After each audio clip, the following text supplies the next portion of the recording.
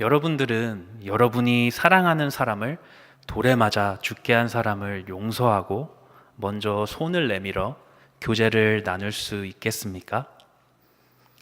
오늘 우리가 보게 될 성경 본문은 하나님이 사울이라는 사람에게 먼저 찾아와 새로운 정체성을 심어주는 이야기입니다. 예수님께서 십자가에 죽으시고 3일 만에 부활하셔서 제자들과 다시 만나 그들에게 예루살렘에만 머무르지 말고 온 세상으로 나아가 이 십자가의 복음을 전하라고 하셨습니다. 그러나 그들은 계속해서 예루살렘에만 머물고자 하였고 유대인들만을 위한 사역을 고집하였습니다. 결국 하나님께서는 사도 바울이라는 특정한 인물을 선택하시고 이방인들에게도 복음을 전하기 위해 그를 사용하기 시작하셨습니다. 흥미로운 사실은 사도 바울은 이 일에 적합한 사람이 아니었다는 사실입니다. 우리가 잘 알고 있듯이 사도 바울은 원래 사울이라는 이름으로 그리스도인들을 핍박하고 괴롭혔던 사람이었습니다. 스데반 집사님이 돌에 맞아 죽는 순간에도 사울은 그 자리에 있었고 스데반 집사님의 죽음 또한 당연하게 생각했습니다. 상식적으로 생각해보면 그 누가 자기의 가족이나 친구들을 육체적으로나 정신적으로 괴롭히는 사람들을 그 사람에게 먼저 손을 내밀 수 있겠습니까?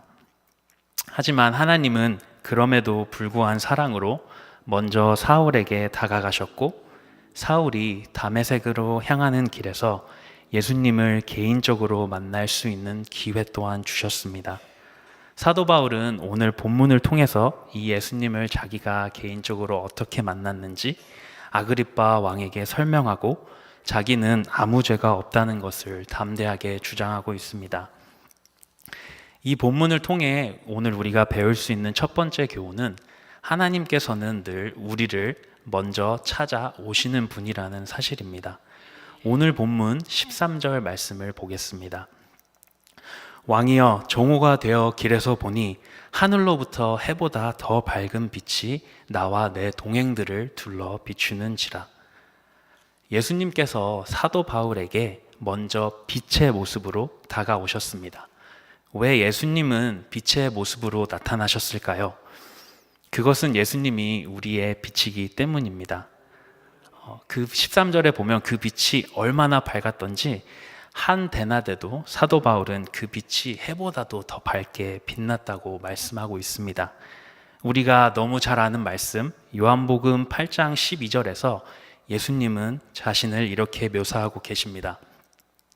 예수께서 또 말씀하여 이르시되 나는 세상의 빛이니 나를 따르는 자는 어두움에 다니지 아니하고 생명의 빛을 얻으리라.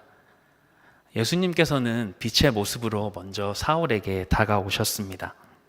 그래서 사울이 더 이상 어둠에서 방황하며 살지 않도록 그를 붙잡아 주셨습니다. 빛이 되신 예수님께서는 사울이 잘못된 열심을 멈추고 올바른 길로 걷게 만들어 주셨습니다. 이 빛을 경험하기 전까지는 사울은 그리스도인들을 핍박하고 예루살렘으로 그리스도인들을 다메섹에서 잡기 위해 다메섹으로 향하고 있었습니다. 바로 그때 예수님께서는 사울에게 다가오셨습니다. 저는 이 말씀을 묵상할 때 또한 사도행전 9장 말씀도 함께 묵상해 보았는데요. 사도행전 9장 1절 2절에서는 사울이 왜 다메섹으로 향하는지를 잘 설명해 주고 있습니다. 제가 읽어드리겠습니다.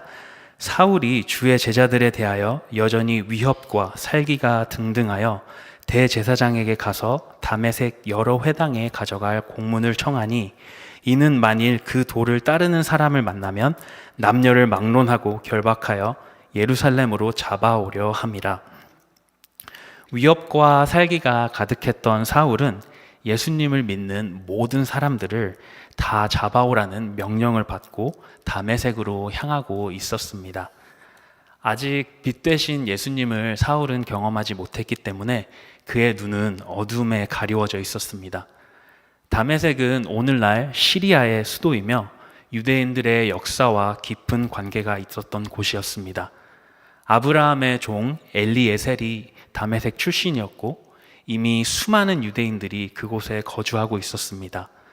특별히 빛 되신 예수 그리스도를 믿는 자들이 점점 다메섹에 많아진다는 소식을 접한 사울은 기독교의 성장을 멈추게 하고자 다메섹으로 향하고 있었습니다. 바로 그 길에서 빛 되신 예수님이 사울을 부르시고 그에게 먼저 다가가셨습니다. 사도 바울과 같이 우리가 알고 있는 성경의 수많은 인물들은 모두 하나님께서 먼저 자신을 그들에게 나타낸 것을 우리는 성경을 통해서 알 수 있습니다.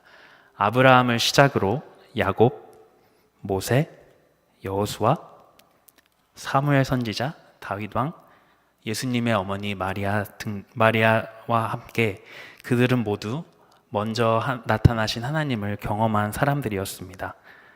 성경의 역사는 이러한 사람들을 통해 하나님의 특별 계시로 계속해서 이어져 왔습니다.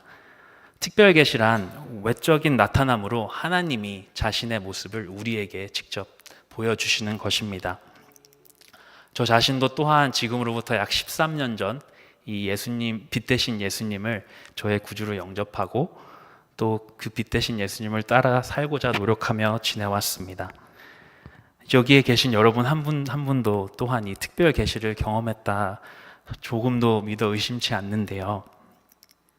또 이곳에 계시는 분들 중에는 사랑하는 가족들이나 친구분들 그분들 또한 이 하나님의 특별 계시를 경험할 수 있도록 기도하고 계시고 중보하고 계시는 수많은 분들이 있음을 압니다.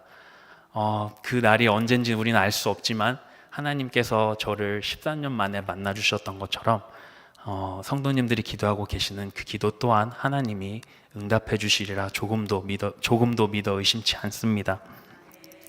그래서 우리 모두 끝까지 포기하지 않고 하나님 앞에 기도해서 꼭 그 사람들이 빛 되신 예수님께로 돌아오는 그러한 기적을 경험하게 되시기를 주님의 이름으로 축복합니다. 계속해서 14절부터 16절까지의 말씀을 함께 읽겠습니다. 같이 읽을까요? 우리가 다 땅에 엎드러짐에 내가 소리를 들으니 히브리 말로 이르되 사울아 사울아 내가 어찌하여 나를 박해하느냐 가시채를 뒷발질하기가 내게 고생이니라. 내가 대답하되 주님 누구시이니까 주께서 이르시되 나는 내가 박해하는 예수라. 일어나 너의 발로 서라.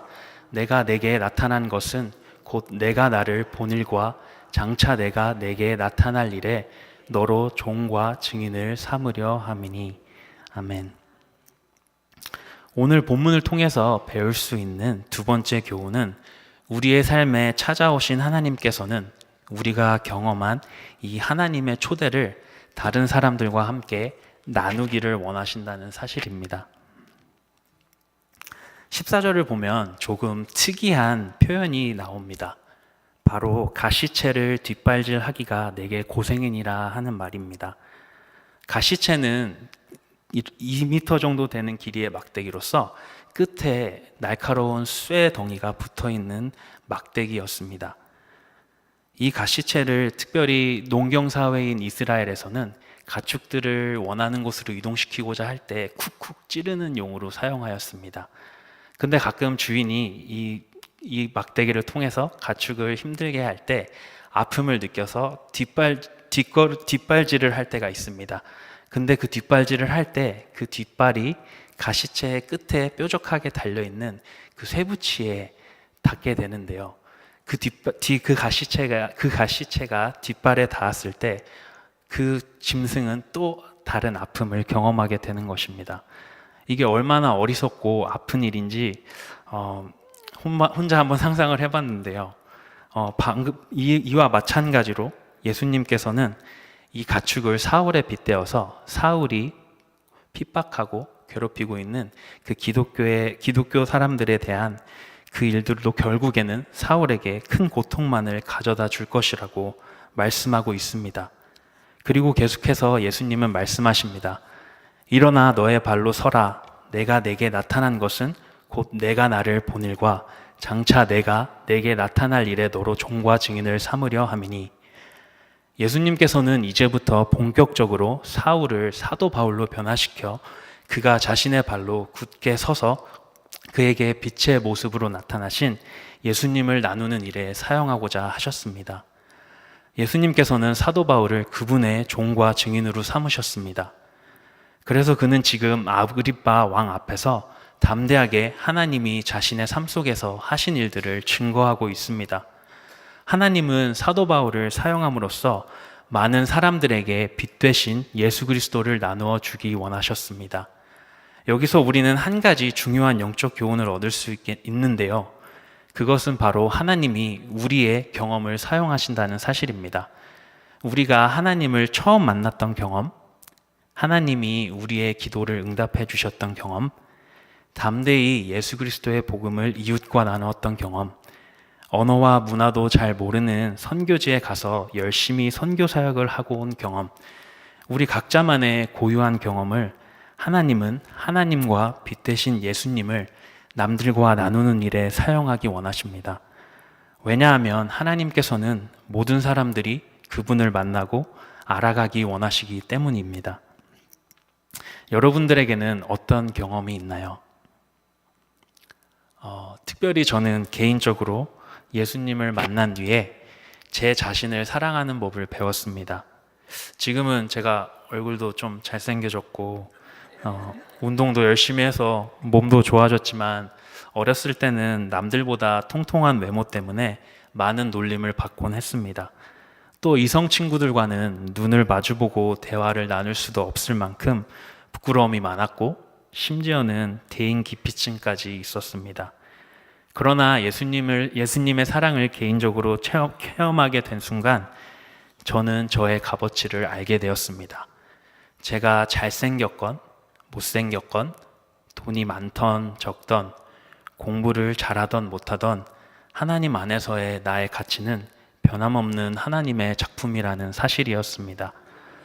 지금 저는 저를 너무나 사랑하며 살아가고 있습니다. 그래서 저는 늘 자존감이 낮아 힘들어하는 사람들을 만날 때마다 저의 과거를 나누고 또 예수님이 그들을 얼마나 사랑하고 계시는지를 계속 말해줍니다. 그들도 언젠가는 그들 자신의 귀한 가치를 알게 되기를 진심으로 격려해 줍니다. 우리가 오늘 본문을 통해서 알 수 있듯이 사도 바울은 직접 예수님을 보고 직접 예수님의 음성을 육성으로 들었던 사람입니다. 또한 그는 수많은 영적 은사와 수많은 업적을 기독교의 역사상 가장 많이 이루어낸 사람이었습니다.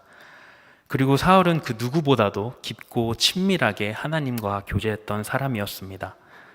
무엇이 그를 이런 인물로 만들어 준 것일까요? 여러 가지 복합적인 이유가 있겠지만 가장 큰 원인은 하나님이 그를 그렇게 하시고자 정하셨다는 사실입니다. 모든 것이 다 하나님의 주권이고 은혜였습니다. 제 자신은 물론 여기 계신 모든 성도 여러분 한 분 한 분 또한 이렇게 사도 바울처럼 하나님께 귀하게 쓰임받는 예수님의 제자가 되기를 주님의 이름으로 축복합니다.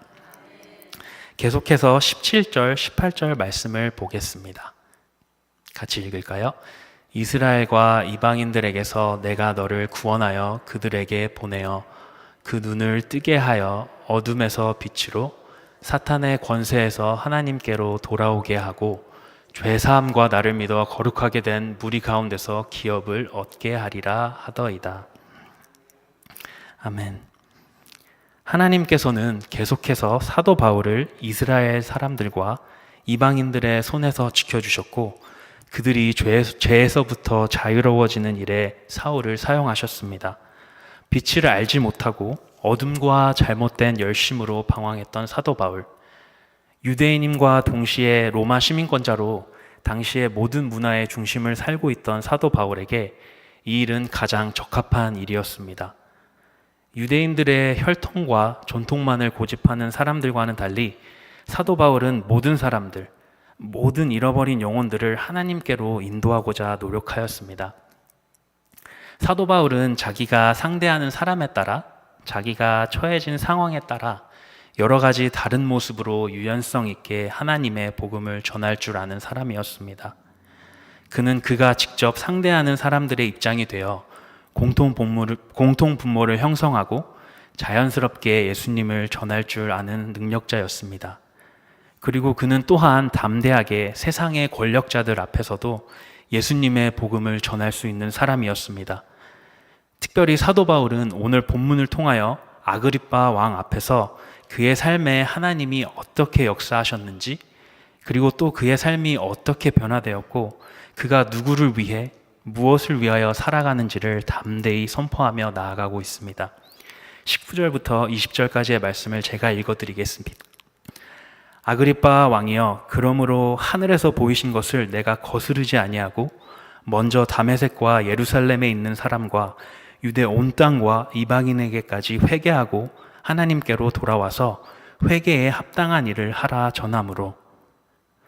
이 구절에서 우리가 사도 바울에게 배울 수 있는 마지막 교훈은 그가 예수님의 복음을 있는 그대로 꾸밈없이 전했다는 것입니다. 바울은 말하기를 내가 하늘에서 내게 보이신 것을 거스르지 않고 따라 다메섹과 예루살렘에 있는 사람들, 그리고 유대 온 땅과 이방인에게까지 회개하고 복음에 합당한 삶을 살라고 하였다고 말하고 있습니다. 바울은 그가 보았던 하나님을 있는 그대로 전하고 나누었습니다. 그 이상도 그 이하도 아닌 그의 삶에 역사하신 하나님의 이야기를 아그리빠 왕에게 있는 그대로 나누었습니다. 때때로 우리는 사도 바울과 다르게 우리가 경험한 하나님을 약간 과장되게 포장하고 싶은 유혹이 있는 것 같습니다. 혹시 상대방이 내 이야기에 콧방귀라도 끼면 어떡하지? 하는 생각에 별것도 아닌 경험을 심하게 포장하여서 이야기할 때가 있습니다. 저는 그런 것 같습니다. 예를 들어서 군대에 다녀온 남자들이 과장되게 포장한 자신의 영웅담을 자랑스럽게 이야기하는 것처럼 우리 자신도 모르게 우리가 경험한 하나님을 과장되게 이야기하는 실수를 범할 때가 있습니다. 성도 여러분, 그러한 유혹은 우리가 하나님을 있는 그대로 받아들이는 것이 아니라 우리 마음대로 하나님을 만들어내는 착각에 빠지게 만들 수도 있습니다. 사도 바울처럼 여러분이 경험하고 만난 하나님만을 나누기를 간절히 부탁드립니다. 계속해서 오늘 본문 21절, 23절까지의 말씀을 보겠습니다. 끝에 부분 말씀이니까 다 같이 읽을까요? 같이 읽겠습니다. 유대인들이 성전에서 나를 잡아 죽이고자 하였으나 하나님의 도우심을 받아 내가 오늘까지 서서 높고 낮은 사람 앞에서 증언하는 것은 선지자들과 모세가 반드시 되리라고 말한 것밖에 없으니 곧 그리스도가 고난을 받으실 것과 죽은 자 가운데서 먼저 다시 살아나사 이스라엘과 이방인들에게 빛을 전하시리라 함이니이다 하니라. 아멘. 사도 바울은 그의 도움이 어디로부터 오는지 확실히 알고 있던 사람이었습니다. 그는 모든 도움이 하나님께로부터 오는 것임을 알고 있었고 그 하나님의 도움으로 예수 그리스도의 빛되심과 메시아 되심과 복음만을 전하며 나아갔습니다. 우리가 잘 알고 있는 시편 121편 1절 2절도 이 진리를 뒷받침해 주고 있습니다. 내가 산을 향하여 눈을 들리라. 나의 도움이 어디서 올까? 나의 도움은 천지를 지으신 여호와에게서로다. 아멘. 사도 바울은 이 하나님의 도우심을 설명할 때 아그리빠 왕에게 이 자기의 입장을 설명하며 자신의 결백함을 호소하고 있습니다. 유대인들이 그를 죽이려고 하고 감옥에 잡아넣으려고 한 것은 그가 반란을 꾀하거나 사기죄, 간음죄, 살인죄를 꾸며서가 아니라 단지 자신을 먼저 찾아오신 하나님을 증거하고 유대인들이 아주 오랫동안 기다리던 그들의 메시아가 예수님임을 증거함과 동시에 예수님의 십자가 사랑과 부활의 능력을 증거한 일 밖에는 자신이 한 일이 없다고 아그리빠 왕에게 설명하고 있습니다. 말씀을 묵상하는 중에 전 사도 바울의 지혜에 감탄했습니다. 지금 사도 바울은 자신을 변호함과 동시에 아그리빠 왕에게도 예수 그리스도를 전하고 있기 때문입니다. 그는 마치 이러한 상황이 자신의 삶 속에 일어날 것을 알고 있었던 사람 마냥 담대하게 자신의 이야기를 나누고 정말 있는 그대로 하나님이 그의 삶 속에서 하신 일들을 그대로 아그리빠 왕에게 전하고 있습니다. 말씀을 끝내려고 합니다. 오늘 우리는 이 성경 본문을 통해서 하나님께서 자신을 핍박하는 사울에게 먼저 다가가 빛 대신 예수님을 선물해 주시고 그 빛을 받은 사울은 담대히 자기가 경험한 빛 대신 예수님을 있는 그대로 모두에게 나누었음을 배웠습니다. 성도 여러분, 우리가 하나님을 먼저 찾은 것이 아니라 하나님이 우리에게 먼저 찾아오셨다는 소중한 진리를 늘 기억하시면서 매 순간순간마다 이 기회가 주어질 때 이 기회와 함께 이 먼저 찾아오신 하나님의 사랑을 주변 사람들과 나눌 수 있는 여러분이 되기를 주님의 이름으로 축복합니다. 특별히 이제 해피나잇이 다가올 텐데요. 각자가 품고 계시는 전도 대상자를 위해서 기도해 주시고 또 꼭 그날에 데려와서 함께 먹고 마시고 예수님을 기념할 수 있었으면 좋겠습니다.